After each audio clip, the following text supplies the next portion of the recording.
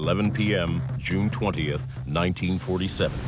The Beverly Hills police are summoned to a mansion just south of Sunset Boulevard. There's been a murder. As the police officers approach the house, they can see that the living room window has been shattered. And through the window, they can see a body strewn on a blood-stained sofa. Officers observed that the victim had been shot several times. He was shot twice in the head. One shot actually went through the bridge of his nose and took his eye out. The victim is no stranger to police. It's Bugsy Siegel, the notorious gangster, dead at 41. Bugsy Siegel was born in 1906 in the Lower East Side of New York. His parents had come from Eastern Europe 3 years earlier. He has a pretty hard-scrabble life as a child, which is very common of Jewish immigrants in this time period. As a teenager, Siegel gets involved with another immigrant named Mo Sedway. The two of them start extorting pushcart vendors. If vendors didn't pay up the first time, you just get your stuff knocked over. The second time, they would burn down your cart. Benjamin Siegel was quickly labeled hair trigger, short-tempered, very violent, and ultimately, as he grew and became a teenager, he was dubbed Bugsy. Why? Because they said he was crazy as a bed bug. Siegel hates the nickname Bugsy. He hates it when he's a youth. He hates it for the rest of his life. There are a few different avenues for mobsters. You can be more of the businessman, or you could be more of the violent, volatile character.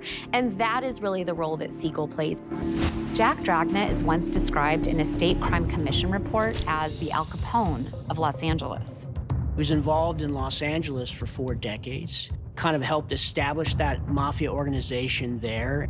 He made the bulk of his money during Prohibition. He runs an illegal wire service, transmits information about horse races for betting purposes. He runs a number of casinos 12 miles offshore. He was a native of Corleone, Sicily, and was often back and forth between Italy and America. He is very much a honor-bound mafioso, and Siegel doesn't respect that at all. So when Bugsy arrives in Los Angeles, there are really big changes in the works. Siegel sends people to essentially tear apart Dragna's offices, and so this is a direct affront. Worst thing that you can do to a mobster is humiliate him publicly. But that is exactly what Siegel has done. But Dragna is the type of guy who understands that in the mob world, what goes around comes around. Power ebbs and flows. Dragna doesn't do anything initially because he understood that Lucky Luciano had to give the okay for all of this to happen. So I think he was just biding his time and waiting until the right moment to take Bugsy out. In the days after Bugsy's murder, there's a lot of gossip amongst gangsters and the police that Jack Dragna is the one that ordered the hit. Dragna is essentially able to regain control of all of the Southern California rackets. And so for Luciano, if someone else is willing to take out Siegel and he doesn't have to be the one to order that hit, I think it weighs a little less on your conscience.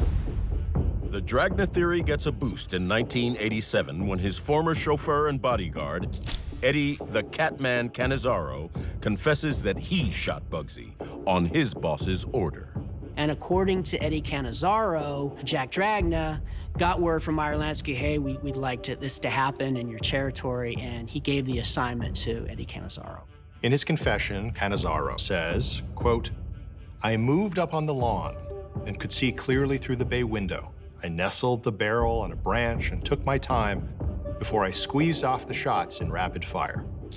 I was picked because I knew Siegel and wouldn't make a mistake." It was no secret to the police who Cannizzaro was, so the fact that he was a known associate of Dragna lends some plausibility to this theory.